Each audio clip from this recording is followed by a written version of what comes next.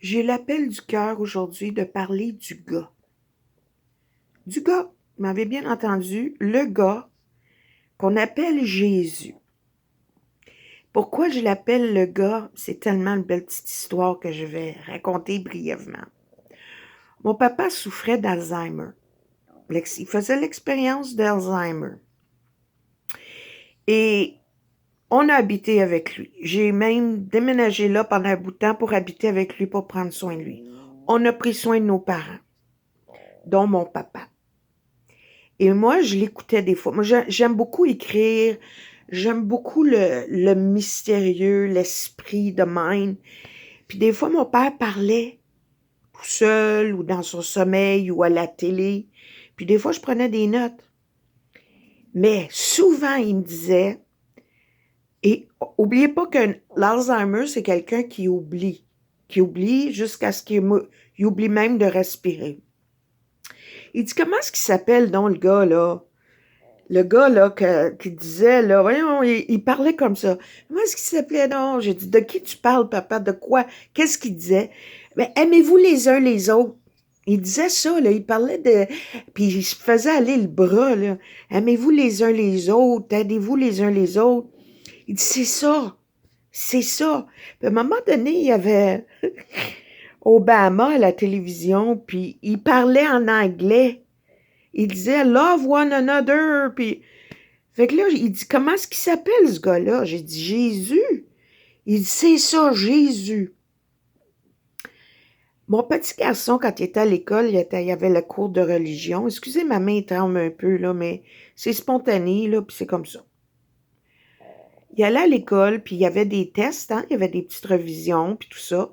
Puis à un moment donné, il m'amène un examen en religion. Et puis là, il était un peu confus parce qu'il y a eu 0 dans la réponse à la question qu'on lui a demandé.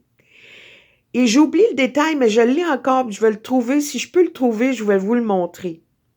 Il y avait une question qui dit « Quel était le message de Jésus? » Puis là, ils ont nommé un scénario, ils ont écrit, ils ont mis ça en contexte. Mon garçon a écrit « Le message de Jésus est « Aimez-vous les uns les autres ». Juste à le dire, là, le cœur me fait « Pouf! » La rivière de l'amour monte, j'ai envie de pleurer, tellement c'est beau que mon petit garçon se souvenait du message. Aimez-vous les uns les autres? Puis mon papa, avec son Alzheimer, se souvenait pas du nom du gars, mais il se souvenait du message du gars. Aimez-vous les uns les autres? Il y a eu 0 à l'école pour ça. Il comprenait pas, parce que pour lui, c'était ça. Ben, c'est ça. L'école, c'est une chose. La religion, c'est une chose. Petite, j'allais à l'église et je sentais dans mon être, c'était de la BS. Mais une chose qui résonnait dans mon cœur, puis je comprenais pas pourquoi on me le présentait de même sur une croix, les pieds attachés. Ben, je disais, il y a quelque chose de vrai dans lui. Puis je continuais de croire, d'écouter des mots, puis je comprenais rien, mais il y avait quelque chose de lui qui était juste, qui était beau et qui était bon. Et c'est ça. Aujourd'hui, je faisais un ménage. En fait, non, c'est pas vrai. J'ai trouvé cette image-là dans une de mes versions. J'ai plusieurs versions d'un cours en miracle qui dit que c'est la conscience du gars qui a amené ce texte-là aux gens, au peuple, à ses frères, parce que en quelque part, il voulait démystifier les malentendus, les mauvaises interprétations de et dans la Bible.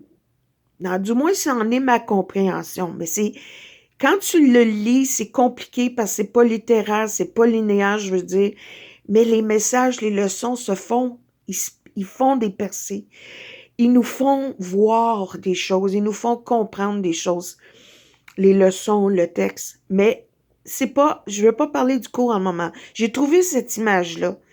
Puis ça, c'est des images que j'aimais pas m'amener, hein, my God. Mais là, je l'ai catché, cette image-là, aujourd'hui, là.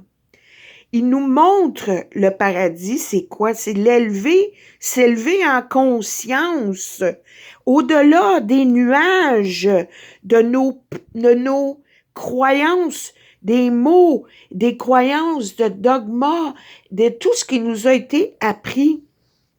Et la beauté dedans, ça m'est venu dans mon esprit. La lumière du Saint-Esprit m'a ramené à la leçon 69. Dans un cours en miracle, il y a une méditation, et je l'ai ici, où ça dit d'abord que l'amour n'a pas de rancœur, mais à un moment donné, il nous dit, attends une minute, c'est à l'autre page qui nous dit d'aller au-delà des nuages.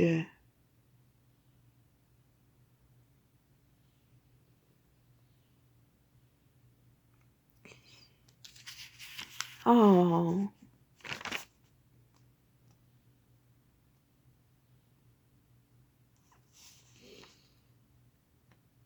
Oh, c'est à la page 69. J'étais pas bonne leçon, mais je me pardonne puis je veux pas recommencer cette leçon-là parce que elle est spontanée, elle est naturelle. Ça vient du gars dans mon cœur. Ça dit ici de lâcher prise de tout le contenu qui occupe notre esprit. Pense à ton esprit comme un vaste cercle entouré d'une couche de lourds et sombres nuages. Mais tu peux les balayer, ces nuages-là, d'aller au-delà, parce que ce que tu sembles voir à l'extérieur est à part du cercle, est tout à fait à part du cercle, que les nuages semblent être la seule réalité. Il faut les traverser, parce qu'ils n'ont pas de substance. La réalité, c'est qu'elle cache une lumière brillante. Et c'est ça qui nous montre ici. Là, j'ai pas beaucoup de temps sur ma vidéo, mais il nous montre là, les couches de nuages. Mais s'il faut s'amener au-delà de ça. Puis tu vois que derrière lui, il y a une brillance. J'ai une autre image de lui où il marche sur l'eau, puis je vais la présenter à un moment donné. Mais le gars, là, il nous montre le chemin. Il nous dit que nous sommes notre être, le chemin, la vérité et la lumière.